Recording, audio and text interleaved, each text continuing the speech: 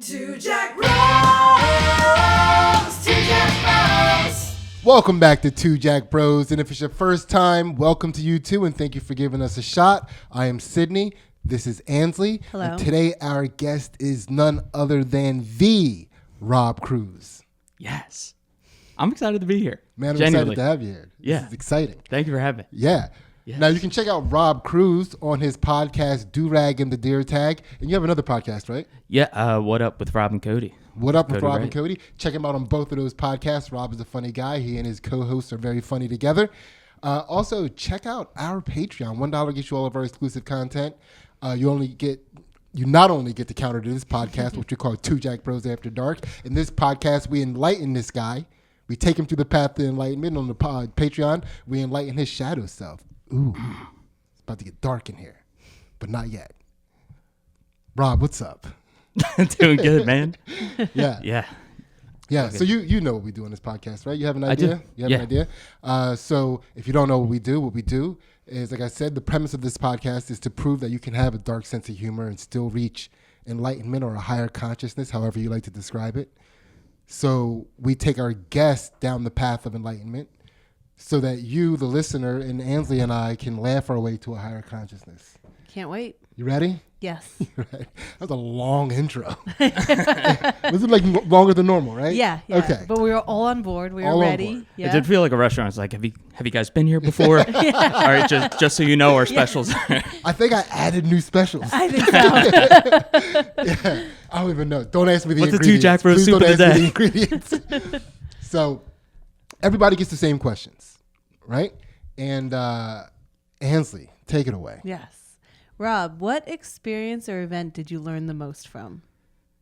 I would probably say my experience being a musician before going into comedy. I was pursuing that heavy from, I was a musician from like first grade to now, I guess, but pursuing it. Are you counting your time with the recorder as musicianship? Like, what was your first grade? Mary had a little lamb to now. Yeah. No. I started playing guitar in first grade.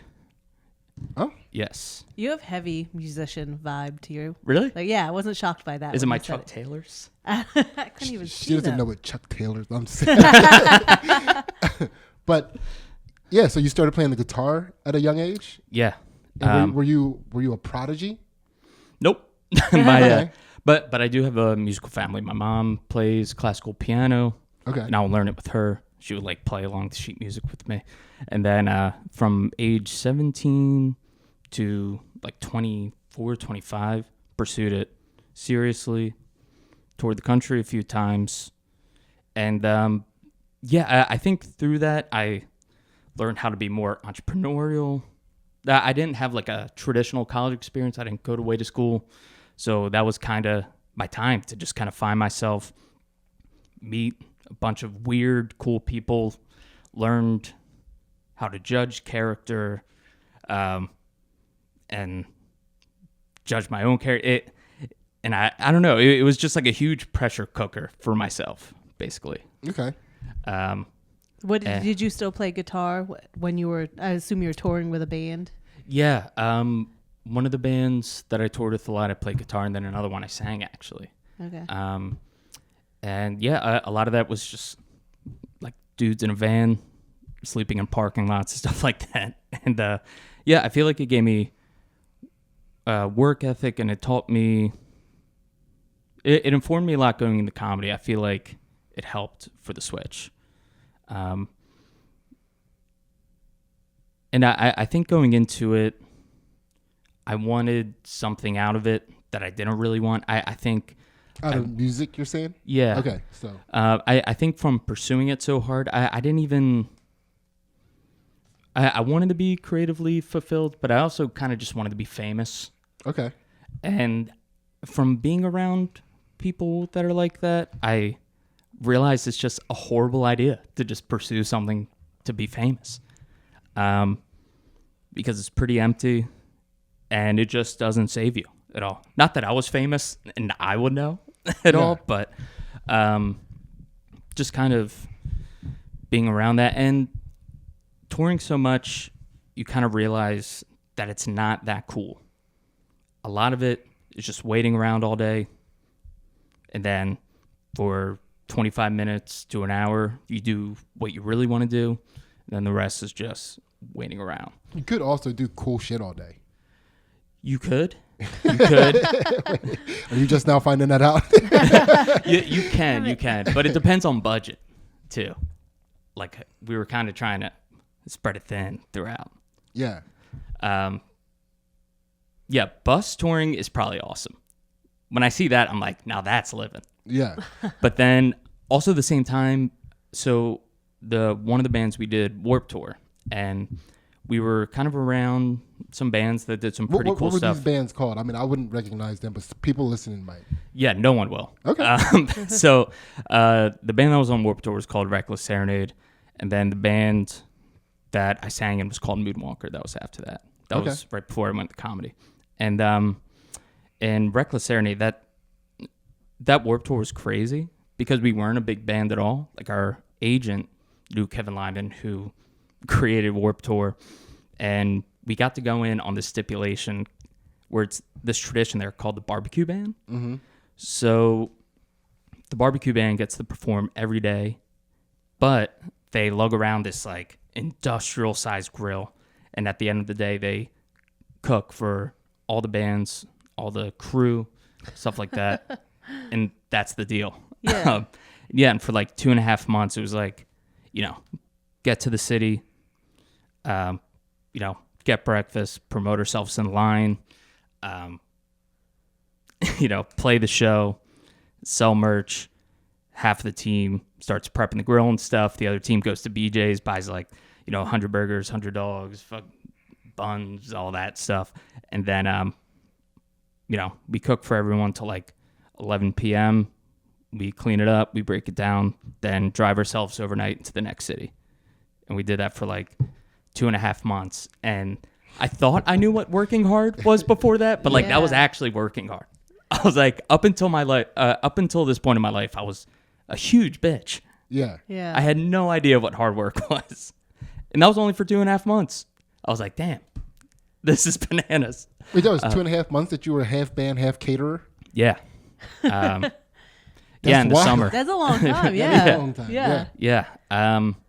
In that experience, sorry. Yeah, so I was going to say, like, if you had to boil down in a sentence what that experience has given you, how would you do that?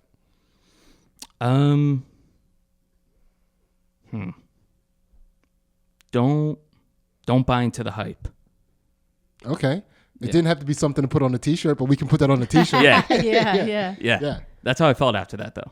Because, the lifestyle is almost as important as what you're actually doing. Mm-hmm. Like, I realized, who you're doing it with is so important. Having good people around you and just, I don't know, the lifestyle of it is everything. Because you're really only doing what you want to do, similar to comedy, for a very small portion of it. And then the rest is kind of just to make that happen, like behind the scenes stuff. So if you don't love the behind the scenes stuff, most of your life just kind of sucks. Did you love your bandmates, or did you? I did. I was very lucky. Are you still friends with them?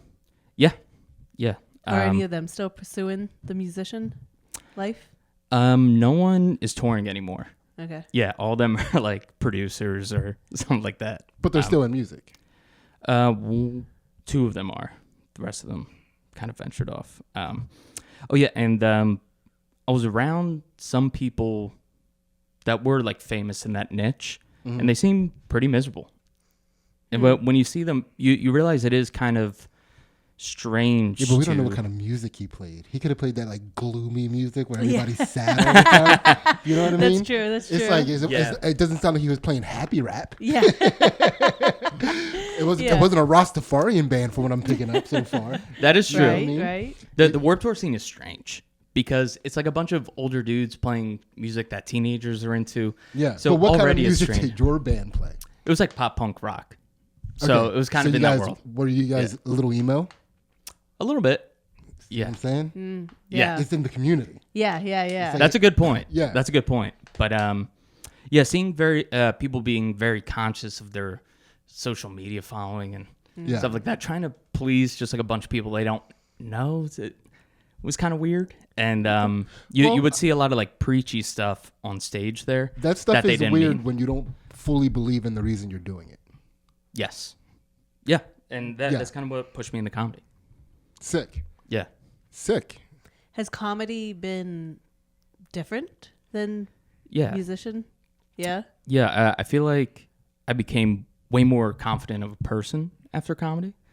I think it's because it's so much more of owning myself.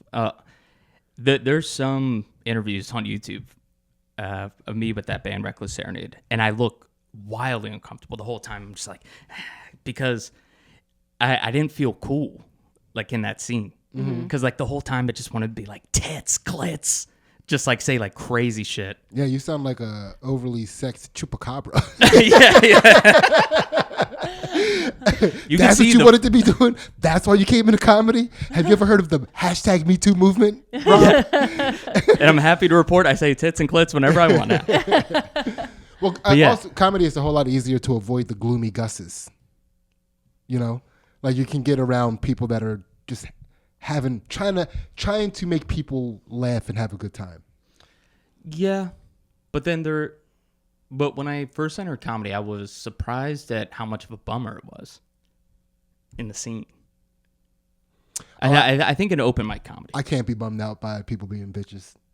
Yeah, fair. Dude, that's on them. You know what I mean? Yeah. It's but that is, I mean, that is the thing about everything, because everything you want to be involved in has people, and everywhere people group, hierarchies exist, and anytime there are hierarchies, there is a way that you can advance through the hierarchy, not by the merit system that is imposed, but by some social structure that allows you to progress. Yeah. Right? So that's going to be in everything.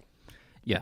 And I feel like it's a pretty overdone comparison with music and comedy, but it's not separated by genres. So like the hardcore scene doesn't have to get along with like, the singer-songwriters or something like that. They don't go to the same mics. Yeah. Which I felt was interesting going into comedy.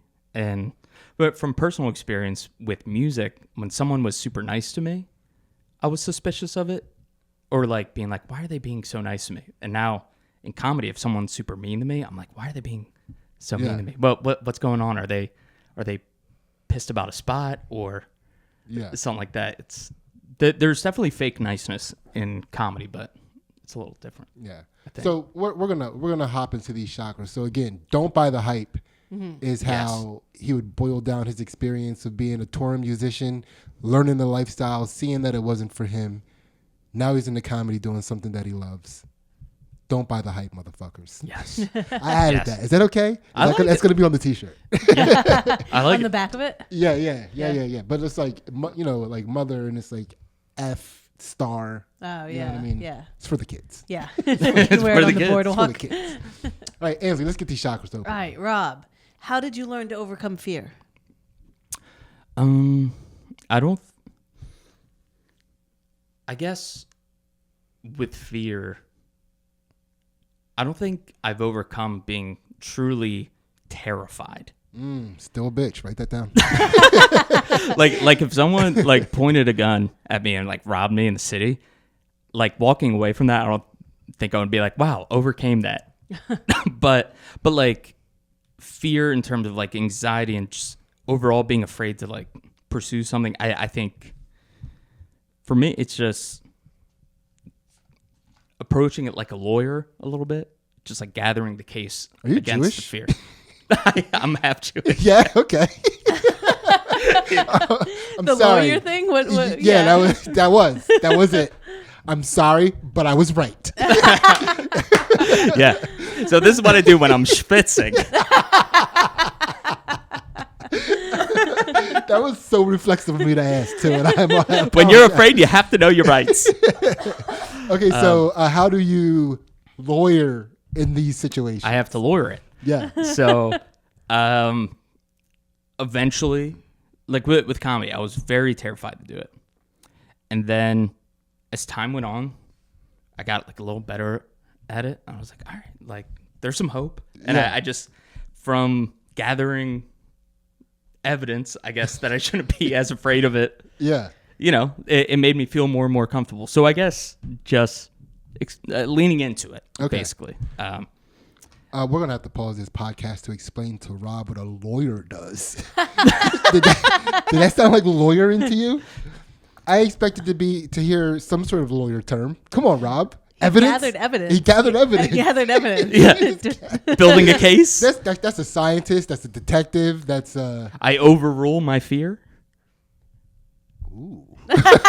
You like that shit? Ooh. You like that?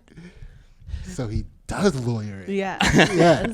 I like it. So Yeah. So I mean I'm assuming what you mean by lawyering though is to convince yourself over time that Yes. it is the right thing. So like how good of a lawyer do you have to be? It gets easier and easier for me, I think. So you're like We're a shittier and shittier lawyer. Like Well, ties getting loose Yeah. over time. Yeah, I look at it as I'm getting shittier and shittier cases that are like more like home runs, Oh, okay. because I think Okay, so going into immaculate comedy, tie, 6'2". Yeah. yeah, I'm Killing coasting. it. Yeah. A slick lawyer like, are you serious? This is beneath me. Yeah. I'll do it, but it's beneath me. Yeah. Yeah, You know, yeah.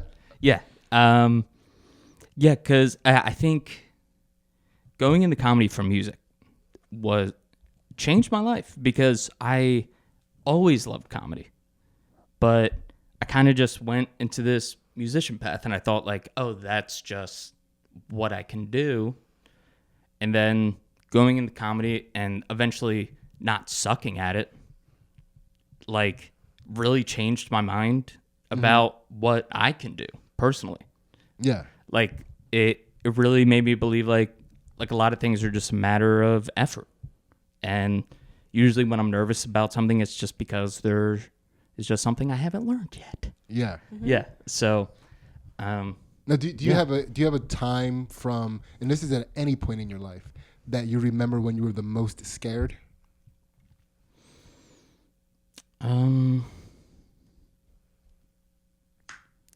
I think. What if I was just like,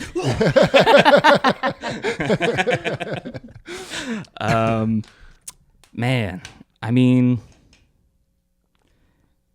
I get scared a lot still, Yeah. but I get over it faster. I was a very scared kid all the time. So I would imagine you had some pretty big peaks then of fear, especially when you're a scared kid and you have an imagination and you get to add stuff to whatever's happening to increase the fear. Yeah, I had a lot of irrational fears, like driving around. Like if I saw a plane, I thought it was going to fall on us. Yeah. For no reason. And just, I also had a helicopter mom, Jewish mom, Yeah. just like always on me. So I experienced things a little later. Yeah. So like the real world kind of frightened me Okay. longer than it A lot of would this for is, most people. A lot of this is aviation based so far. Yeah, you think planes are gonna fall on you. You had to have a helicopter mom. My dad was a stealth bomber parent. Yeah. So when you bring up the reason that your mom was a helicopter mom to suggest that you didn't get to experience a lot of things, is that why you bring that up? Yeah. But when I experienced things for the first time, I was kind of late to the party for a lot of it. So it seemed, I think I got more frightened from certain things, like especially like social interactions. Yeah. Because no one else was afraid of it because they'd been there, and I was the only one that was nervous. It seemed that they could have been nervous. Like but- late to sleepovers, late to first dates, and like that kind of stuff, or like Yeah, kind of. Yeah.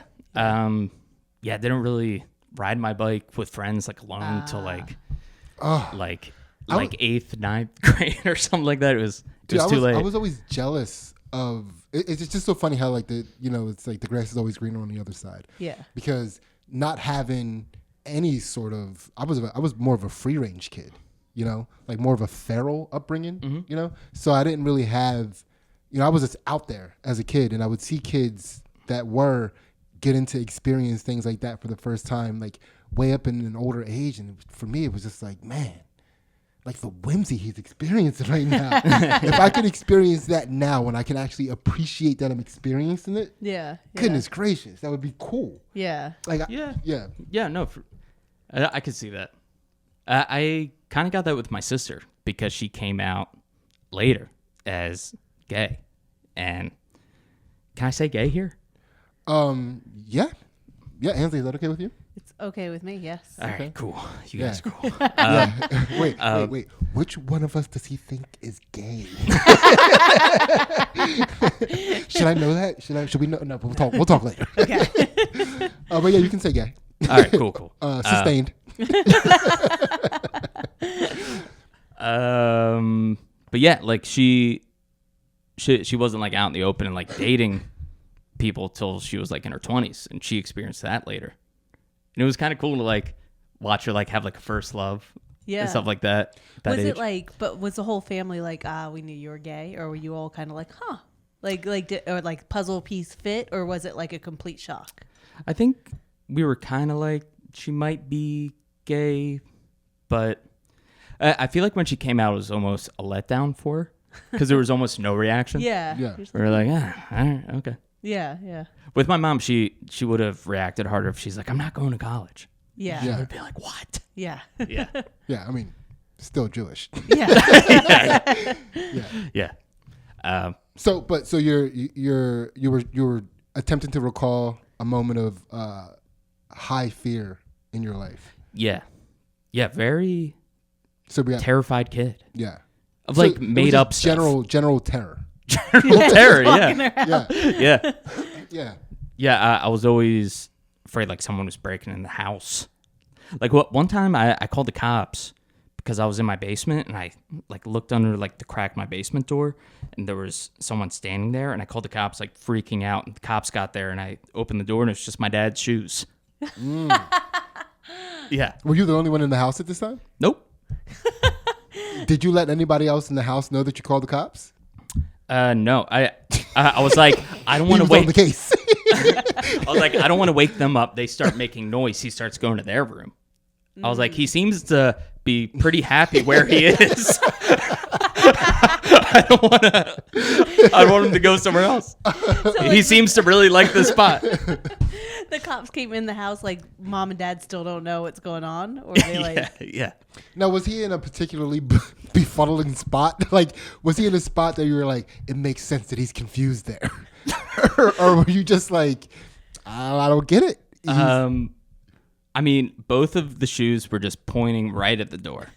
he was just waiting for the moment to Like, strike. was to there like attack. a calendar Yeah. on the? Was there anything on the door that he could have been reading, or he was just patiently Nope. waiting outside the door to murder you? I'm guessing. Yeah, all logic went out the window. I thought like I forget what movie this is from. It's from There's something about like if you make something more scared, the meat is better. The Little Monsters. Oh fuck, I forget, dude. Okay. But yeah, I thought he was just trying to spook me.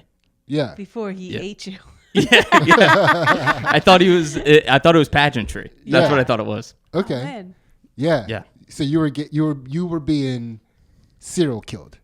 In my It mind. was like someone with a gimmick. Right. I thought he was the New Balance killer. Yeah. Yeah. The New Balance loiterer. All right. So we'll consider that a fear chakra unlocked. Yes. Right? Yeah. Ansley, keep it moving. All right. So this is a little segment we like to call My Bad. So it's a chance for you to apologize to a person, place, or thing in the world in order to set your karma back to neutral. What's going on, guys? We just got done doing Rob's Patreon episode, and boy, was it a good time. Right, Rob, did you have a good time? It was fucking awesome, dude. Hell yeah, man. Yes. A lot of fun. And by the way, we didn't mention on this episode that you're watching right now or the Patreon that it is hot as fuck in this studio right now. And you need to give us credit for the grace with which we handled this episode. $1 gets you all of our exclusive content, which includes the counter to this podcast, which we call Two Jack Bros After Dark, where we enlighten Rob's shadow self, as well as fight commentary and analysis on Ansley's jiu-jitsu matches and some comedy stuff that we put up there. Stand-up stuff, comedy stuff. We put stuff, we do stuff. $1 gets you all of our exclusive content. Now let's get back to the show and find out who or what Rob has to apologize to. Mm. And this is, by the way, the pelvis chakra. My schmeckle chakra. Your schmeckle? Okay, I'm learning. Yeah. My SS. Yeah. You just subtly agreed to a fucking Hitler joke. Did you even notice what you did? I don't know. You're too agreeable sometimes. I'm the same way. Yeah, you're dressed in Nazi colors. Yeah. Hell yeah. But yeah, so schmeckle. Yeah, my schmeckle chakra. Schmeckle. Sorry. Apologize To a person, place, or thing. I think to my friends and family for my 20s. I'm about to be 29, but like I feel like from my early mid 20s. Yeah. I feel like from pursuing music and comedy, I was so into that. I was just very self-centered. I was a great acquaintance, horrible friend. Mm-hmm. Like there was a lot of people that I was cool with, would check in once in a while, and very surface level, I was a good friend. But like when it really came down to it, bad friend. Yeah, and I feel like that hurt some people. I feel like. Are you a better friend now? I'm trying to be. I'm not there yet. I'm trying to simplify things, reach out to friends more. I'm in a relationship now, just focusing on that and actually making time and just thinking outside of myself more. I think I'm getting over that, being so self-involved. Do you have a specific like memory of like this person needed you and you weren't there for it that like tugs at your heartstrings? There's a decent amount, so it's like kind of. You have to pick. It's kind of hard. I mean, there was definitely. I missed like birthdays of like friends and stuff like that. With like girlfriends, like when they were over, like they would just be hanging on my bed, and I would just be like writing music, like ignoring them, like it's super dick move. And I feel like too, in a way. Now, so was there a time when you? Because not all of these instances that you're describing could automatically mean a person's upset. Like if you missed a birthday but you had a gig, maybe that person can understand it.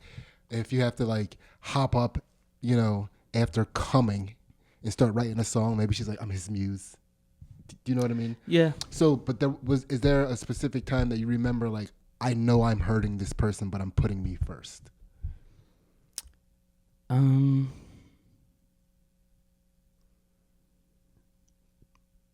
I think with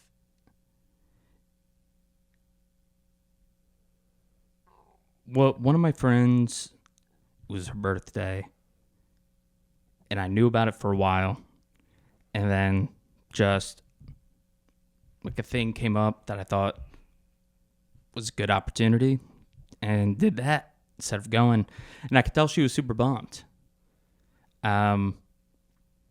And that kind of got me thinking about it more. That wasn't the biggest instance of it, but that was kind of one of the times where I was like, damn, I'm being very selfish. Yeah. And it doesn't feel good. Like, I'm realizing that I do care about how my personal life goes. I thought I really just wanted career to go well. I thought once career went well, everything would fall in line. Mm-hmm. But it really isn't like that. And once I started investing in my personal life more, nurturing my relationships, I feel dope. Yeah. And I feel like it's made my like pursuits better. Because I'm thinking from more of a healthy place instead of like a fear place. Okay. Yeah. It's nice. Yeah. Yeah. Yeah. Apology accepted on her behalf. Not everyone's, all your friends and family, right? I mean, I'm sure you're working on it. Still work in progress. Yeah. I'm not there yet, but again, trying this podcast isn't about change. It's about sharing. Yeah. You can live your life however you want to after you leave here, dude. You could just start fucking like dunking on friends. You know? Yeah. You're like, yeah. This one's for funniest. But yeah, that's cool. That's definitely pelvis chakra unlock. Thank you for sharing. Ansley, keep it moving. So, Rob, how do you deal with disappointment? This is your gut chakra.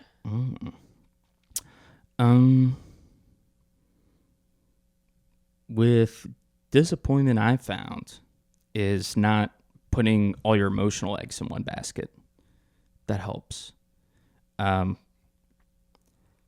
So whenever I had like pre-deal with it, you're like, in a way, yeah, but it's following something genuine because I do have multiple interests and want to have like a more balanced life. So, I have my lady, I have comedy.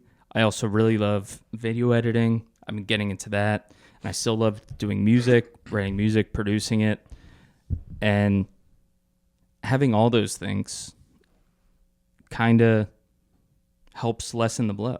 I think when I was just going for music, when something went bad, it felt like I lost everything. And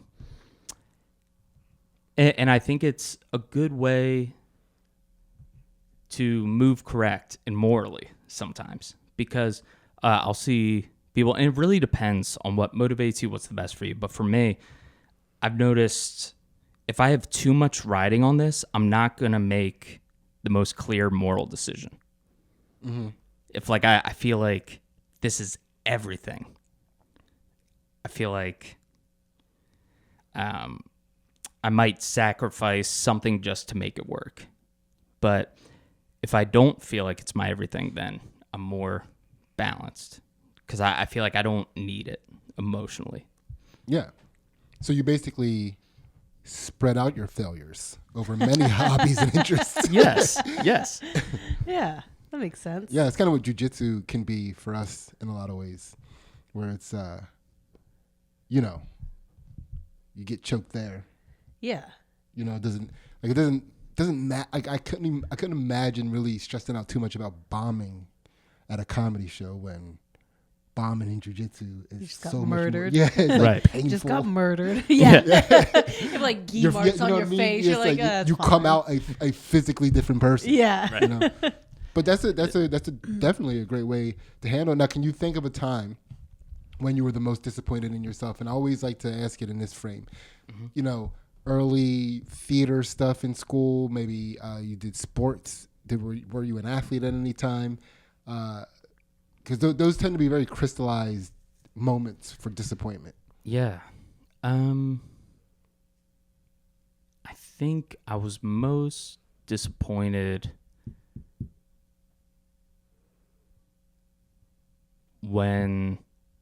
so I had a band in high school that did fairly okay, but we put a song out and it wasn't good.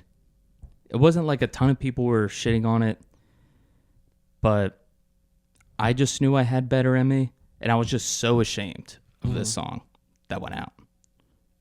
And a part of it just made me feel like I should fucking quit this shit. Yeah. Because I worked so hard on it, and it just came out like shit. And I think the worst part was sending it to my friends for their opinion and seeing them feel bad for me. And I think they could tell how much I was putting into it. I'm like, I want to be a musician. And then I just send them this dog shit song. Okay. And they're probably like, he's nuts for wanting to do this. So what was the song called? It was called Weekdays Aren't the Best Days. It was so bad, dude. Was this like your first, a first attempt at like writing your own music, or like what made you push this song? It was so hard. It was like my first like high school band because I was in like bands in like middle school and stuff, but they were like kid bands. It was like whatever. And then that was like my first time really putting myself out there on a song, and it was just so trash. Yeah. It was just so trash. And was it like what am I trying? I don't know music genres enough to ask this question as specifically as I want to, but was it like a celebratory ballad for the weekend? It was just like a pop punk kind of emo song, kind of like, do you know like Taking Back Sunday? Okay, I don't know that, and I have to get my mind out of trying to work that weekdays aren't the best days. Your song was the inverse of that song. It's Friday. It's Friday. You know what I mean? So, was it? No, like some people actually fucked with it a little bit, but I just hated it so much. Okay, Rob, you got to give us the chorus. You got to give us some of the song, so we have an idea of what you're talking about. I don't know where to find the recording now. I think I burned it. But the lyrics were Into weekdays. Your memory. Weekdays. He has the lyrics tattooed on his inner thigh. He's just like, yeah.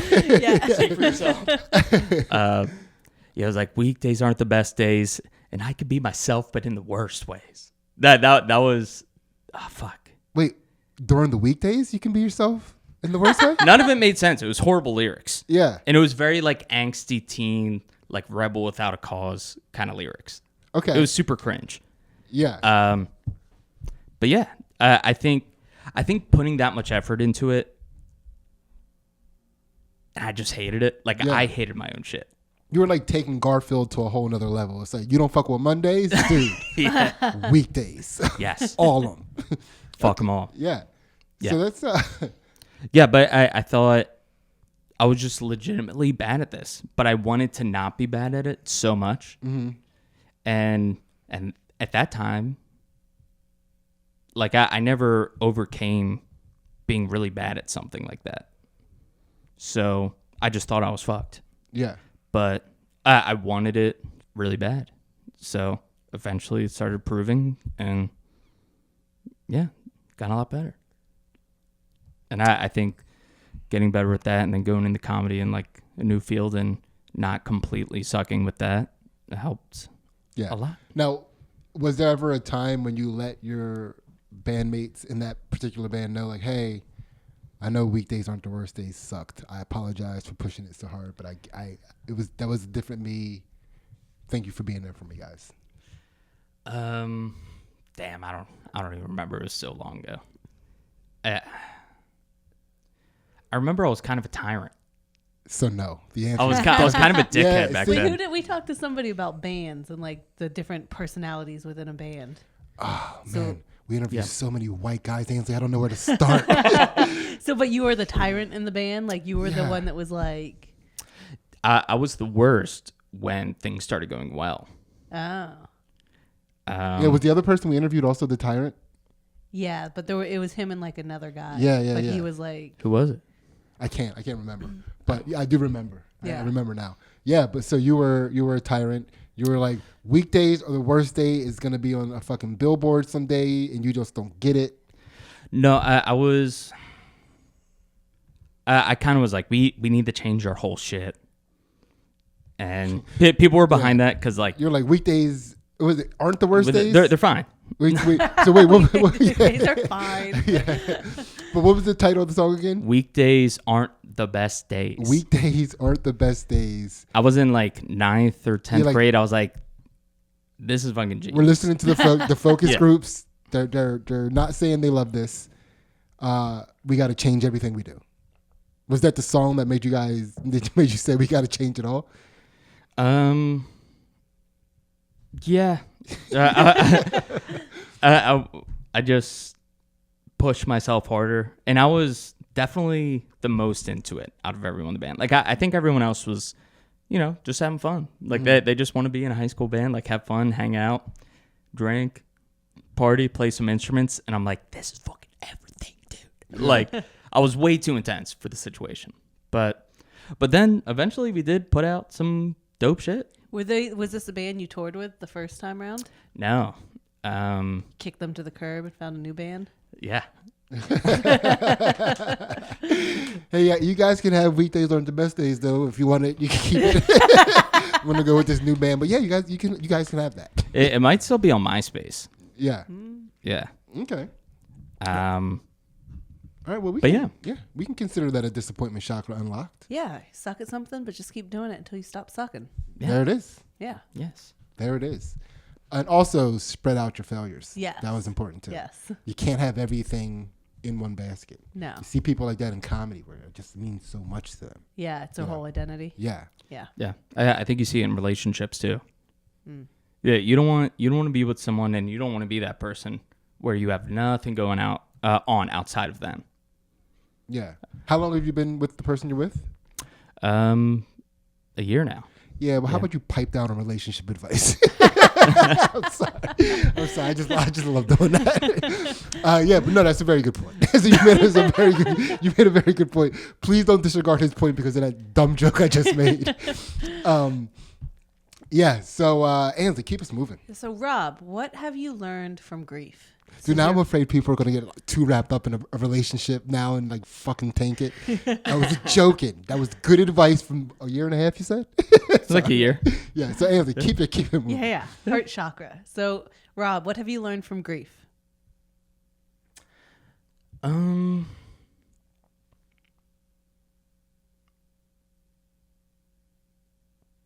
don't know. I always forget about grief. Like my grandma passed during COVID. We had the funeral super fast, and I didn't really register it. I still haven't registered it. My brain processes grief weird. You kind of talk about grief like that quiet kid from your high school that he was in all your classes, but you don't realize he was there until. Oh shit! Yeah, he was there. Yeah. Yeah. Yeah, I forgot about that guy. Yeah. Eric Yeah. Kroom. Fuck, he Every was class, there. What's he up to? He was in all of my classes, like the smartest kid in the world. Yeah, but And now he's dead. is he? Yeah. All right, R.I.P. Eric Kroom. All 4 of his eyes are gone. Yeah. But So Yeah. you forget about grief, and then your grandma died recently. everybody act like they forgot about grief. Yeah. I mean, when I've had a very complicated relationship with it because I've had some people close to me like overdose and die and stuff like that. And you know how overdoses go. They die. But I don't know. Sometimes things are just so horrible that I just fucking bury it and then I process it later. Then I freak out. Then I'm good. I think there's something about it where I'm constantly trying to forget that our time is limited. And whenever I'm confronted with it, it's this very visceral, weird feeling that I haven't come to terms with yet. So when you're doing comedy, do you freak out every time you get the light? Inside baseball, I apologize. like that. That was retarded. Oh, thank you. Yeah. Thank you. By the way, I also in comedy, when you get the light, that means your time is limited. You're about to die. and So, also you see God when you see the light. yeah. Yeah. Yeah, man. I also haven't lost a parent yet. I feel like that's gonna be. What do the kids call it? Wild. What does when you say you freak out from it, like what does your like spiral involve? Like how do you? Yeah, I think it's like.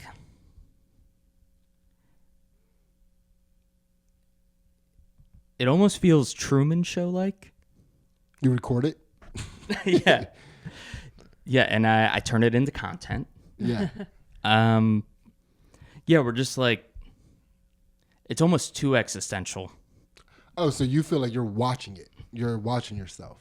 Or in a way, or I feel like everything I've done is kind of just a distraction. It doesn't really matter. Like I feel like we get so caught up in the minutia of shit that we forget. Or I don't want to talk for everyone else, but I forget that the time is limited, and I don't know how I'm gonna react when my time comes. I don't know if I'm going to have any regrets. I don't know if I'm going to be pretty proud of what I did. And yeah, it makes me realize I've kind of put a lot of stock into things that don't fucking matter. And it's very existential and scary.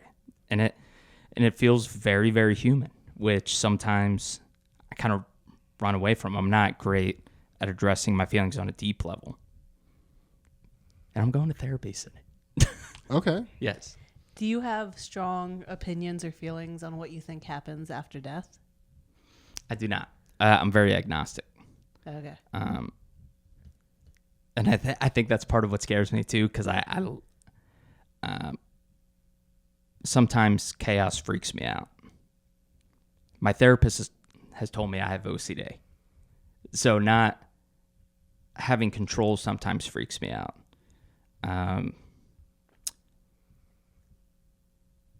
And yeah, I do think it's something greater possibly than what we could ever really know. And yeah, and I feel like that kind of ties in with everything of trying to just put more energy into my relationships and stuff like that, because I feel like for a while I've just been chasing something that isn't really going to do the trick in terms of feeling whole and I don't know, just feeling good about life. So your process of pushing down, dealing with later, freaking out, as far as dealing with grief is concerned, what have you learned about grief through that process? I learned that it's important. I learned that a lot of good stuff could come from grief. Oh, here's the thing. I watched my dad experience grief unfiltered with his parents that passed away when I was pretty young. But that was like the first time I saw my dad, like, bawl his eyes out, stuff like that. And these your grandparents. Yeah. And yeah, just seeing it hit him like that was very powerful. And I do think it's beautiful that he was that upset in a way. And I was actually working on a bit, but it never worked. But I do feel this way about this angle where, like, my dad's parents passed away super close, one after the other. So my dad isn't Jewish. He's like southern, like Jacksonville area. Mm-hmm.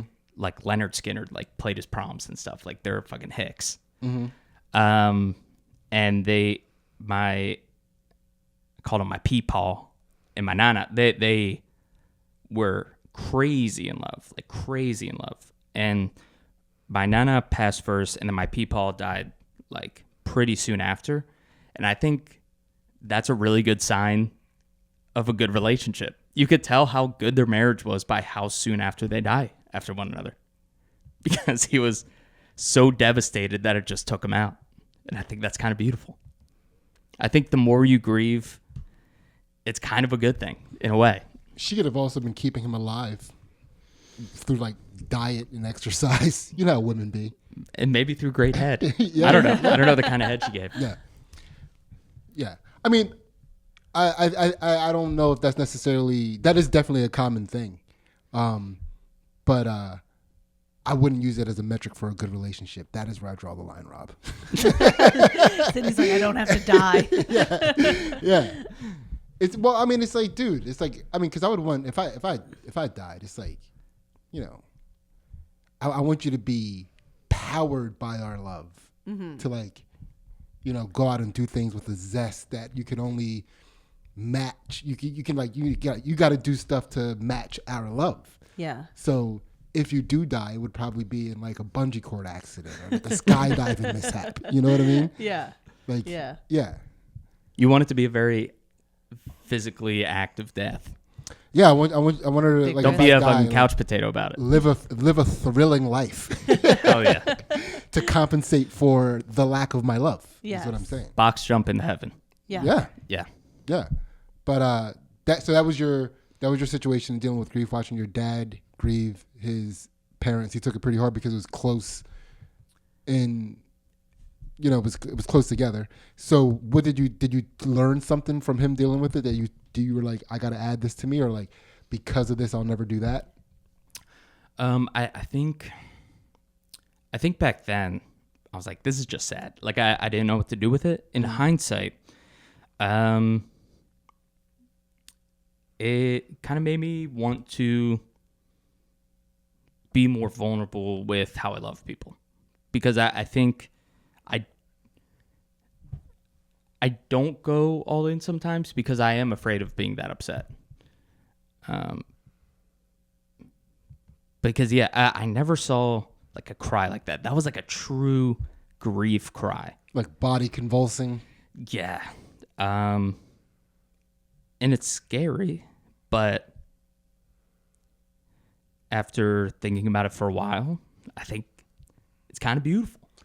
And and my mom experienced grief differently. She's very like, just get it done. What are the logistics of the funeral?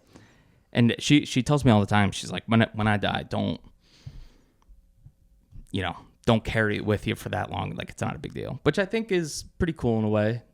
But also at the same time, I think her and I kind of have that thing where we compartmentalize it a little bit. Yeah. So, have you ever cried like that? Like you saw your dad cry that day?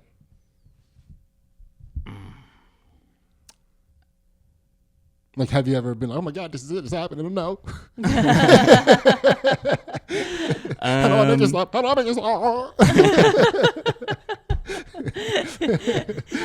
Just go full Muppet. I don't want to be crying like that.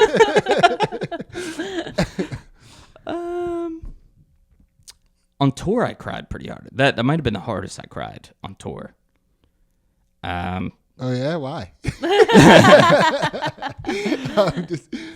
Because we were in Kansas City. We were out for a while, and with the momentum of it, like, you just gotta keep moving. Mm-hmm.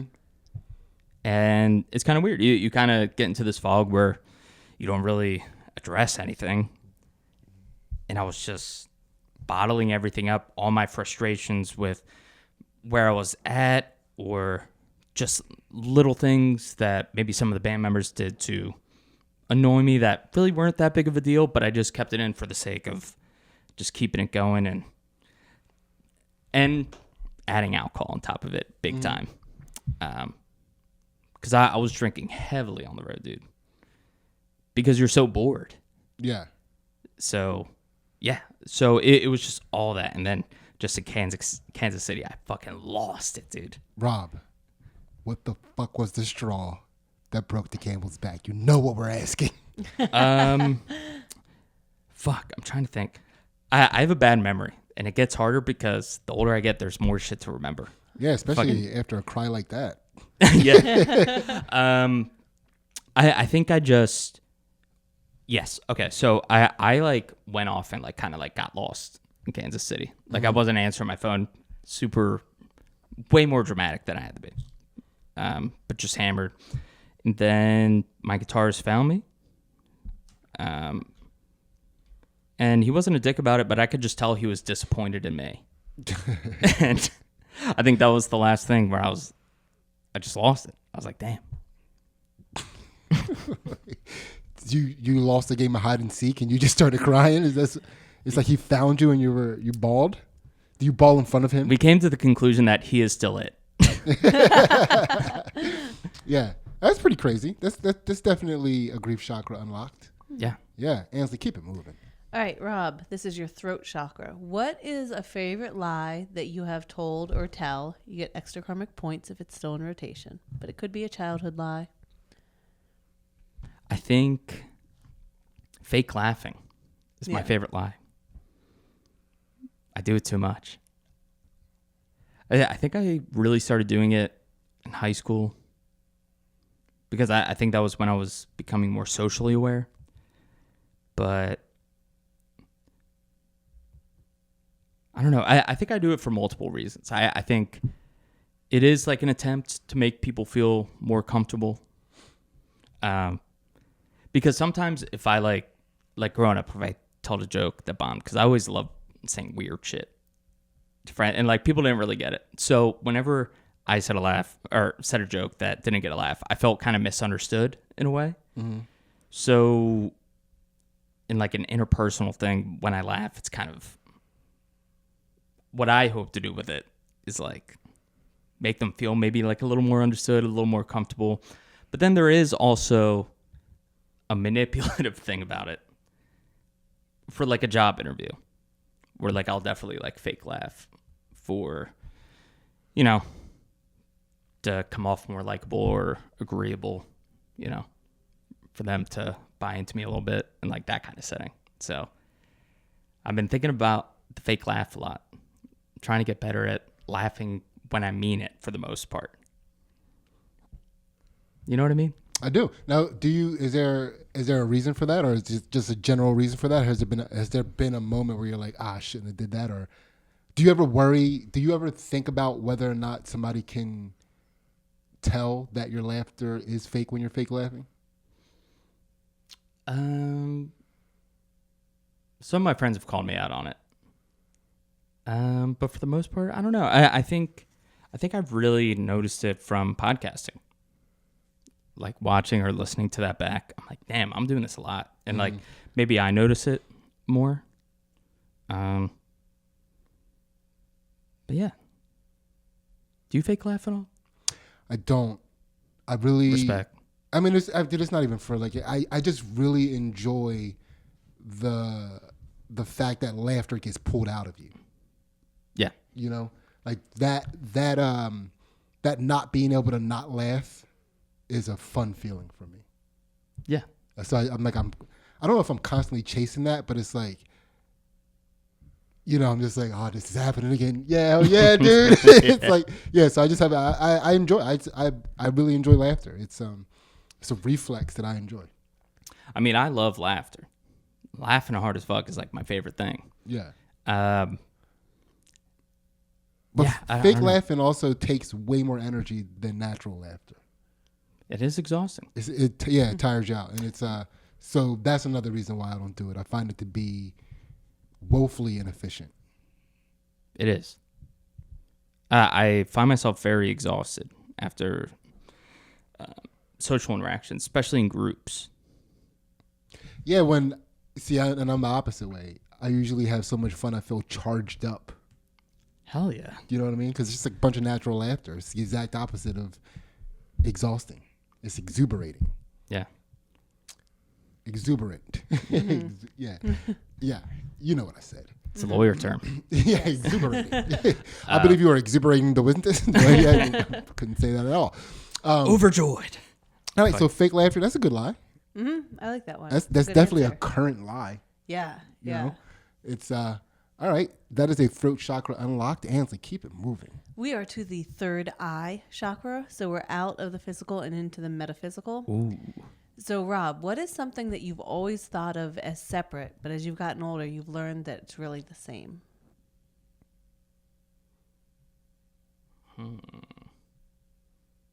Peanut butter and chocolate, they belong together. No. I think who I was as a kid and who I am now.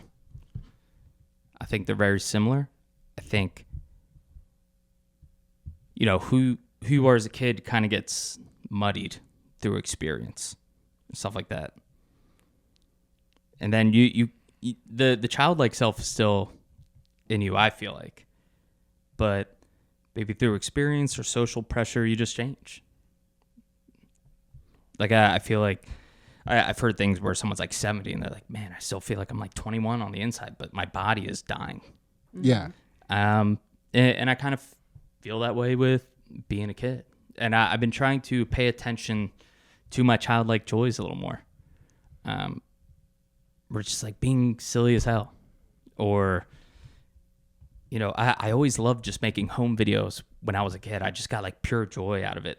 And I didn't want to like get famous from it or anything like that. I just loved making it with my friends and like showing it to my parents and stuff like that. And like we would all laugh together and like it was like pure joy. And I just really liked that. And then I think over time, you know, you gain more responsibilities and ego gets involved and, you know, it kind of can corrupt what's pure about you. And I think that pure shit, when you're a kid, is still in there. You just got to unlock that shit, baby. Okay. Unlocking some pure joy. Now, what was gonna? How am I gonna phrase this question? Give me a second. So, are you more saying that? I don't want to say more saying. I don't want to lead the witness at all. I really. Objection. Leading. Sorry. Sustained. Sorry. Finish that, huh? Yeah, I had to fit. I couldn't not. Yeah. Okay. It's beautiful seeing a black man do all of the court. Yeah. Look how far we've come. Yeah. My lawyer was trying to get me arrested. He set me up. So when you say that you're the same as when you were a kid, now are you saying that joy is joy? Like joy doesn't change from when you're a kid to you're an adult? Yeah. Or are you saying the algorithm that you use to process joy is the same? I think what my natural interests are, and the simple, the algorithm, I guess. The algorithm's still the same. Okay. I think that's what you meant. Now, you're going to have to take it a little bit further because I don't quite know what an algorithm is. No, but how would you then apply that to what you're saying if we're using an algorithm example? Okay, so using the example of like loving to just make home videos because I just loved the act of doing it. Now, ego kind of gets involved, and understandably so, the pressure of wanting to make a living and stuff like that from what you love. So I'm not just doing it because I love it. Like I'm taking all these other external factors into account when I'm doing it. Okay. Um, And it kind of changes how it is for me. So, if you don't mind me, it seems so over time, the external factors kind of took precedent over the fact that you loved it. Right. So much so that it seemed like the reason you were doing it were for the external factors. Yes. But truly, the reason why we're doing these things is because of the pure joy, the pure Right. childlike joy of the thing. Right. Loving it despite the outcome. I like that. Because sometimes I think about that a lot with like, jiu-jitsu, and you're competing and you're like making yourself crazy, like getting nervous about things. You're like, why am I doing this? Like, it doesn't even matter. But you're like, you just take a step back and you're like, I love the challenge of this. Right. Yeah. So it's like reconnecting to that, like why that joy, that base joy. 100%. Yeah. Yeah, and it's hard. Because, life throws pressure on, baby. Yeah. Yeah, and it's hard not to take that into account because you do have to. Mm-hmm. That's the weirdest part about stand-up in a way, where it's like, to do your job, you have to get external validation in the form of laughs. You're not doing it. In my opinion, in a way, it's not stand-up comedy unless people are laughing, like in that moment. Like a booker wouldn't consider you doing your job, I guess. Mm-hmm. So with that as your career and constantly chasing that external validation, because that's what the job is, how do you separate that from your personal life? Like, how do you not chase that external validation all the time? It's hard to separate, but I think it's important to. I've been trying. I'm not there yet, but I'm trying. Okay. When you said base joy, in my head, I was trying to make a free base and joy joke, and it never really came to me. I'm really disappointed in that. I'm better than that, but just know that somewhere out there in the universe is a free base and joy joke. It's gonna be made. It's out there. Yeah, it's out. It's gonna happen. Ansley. I hope my answers haven't been too weird. Are they weird? No, they're your answers. All right. Yeah, it's All right, like cool. every time a person comes on this show. It is being revealed to us and the people watching this show how different another person can answer these questions. There you go. Yeah. And But it's interesting because it's like, I feel like it's in a way that we're all connected. It is. It's different, but yeah. And it's like there's also an opportunity to reveal we all have So I use the example of people think of themselves as a period, but we're really an asterisk, being that each of those lines is a different component of what makes us who we are. Now, if you pull back really far from that asterisk, it's going to look like a period. But as you're getting close, you can see all the different components of it. Yeah. A lot of those components that we have, we don't even remember that we have them until somebody like you comes along and reveals that angle for us. It's like, oh yeah, that was in me all the whole time. Hell You know yeah. what I mean? So yeah, it's like I would never judge anybody's answers on this show. You know, it's Fair. like, yeah, it's so third eye chakra unlocked, free base and joy. Yeah. It's out there. Ansley. All right, final chakra. We're at the crown chakra. Ooh. So, Rob, this is a two-part question. What is one thing you can't give up and why? And what would giving it up mean?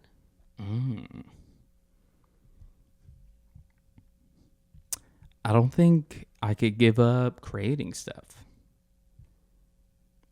Always, that's just what I was leaning towards my whole life. Like when I was 7, like I liked writing songs. Like I was saying earlier, I always loved making videos. I like just creating stuff. And you know, the older I get, the more I realize it doesn't just have to be music. It doesn't just have to be stand-up. It doesn't just have to be podcasting. Like I could just have fun with creating whatever I'm interested in. And I think whenever I'm done making something, I feel the most cleared mentally. That's the closest I get to like a meditation in my life. Just having fun and making something, especially with other people. That's the closest I feel to people sometimes when we're both working together and making something. And yeah, I think if I didn't do that, I would probably be very angry and probably not be a joy to be around. Because, I think I just wouldn't feel fulfilled personally, so I'd probably take that out on others. I feel like if I'm not making stuff that I'm super psyched about, I just don't feel fulfilled. Yeah. And you'd have less things to spread out your failures. Exactly. Yes. So It would all just fall on my dick, which would be a bummer. Can't put that much pressure on one man's dick. No one dick should have all that power. That sounds like a Leonardo DiCaprio movie, One Man's Dick. Yeah. So Rob, that was it. How do you feel, man? I feel good. Yeah. I do feel like I let something go a little bit. Oh yeah. Yeah, Nice. And do you have time to actually stick around and do our Patreon? I do. Yeah. Which, to remind you guys, our Patreon is $1. Gets you all of our exclusive content, which not only includes the counter to this podcast that you just watched, which we call Two Jack Bros After Dark, in which we enlighten Rob's shadow self, but we also do some fight commentary and analysis on Ansley's jiu-jitsu matches, and I throw some comedy stuff on there sometimes. We get it up there. Yes. $1 gets you all of the exclusive content. Come and join the cult. And once we get up to a certain amount, Ansley and I are going to get tattoos. All paid for by the patrons. All on Sydney's dick. Ooh. Ansley's going to get a tattoo on my dick. So yeah. Also check out Rob's podcast, Durag and the Deer Tag. And what's the other one again? What Up with Rob and Cody? What Up with Rob and Cody. Cody writes, very funny guy.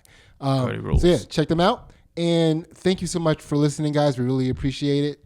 And we are out. See ya. Two Jack Bros. Two Jack Bros.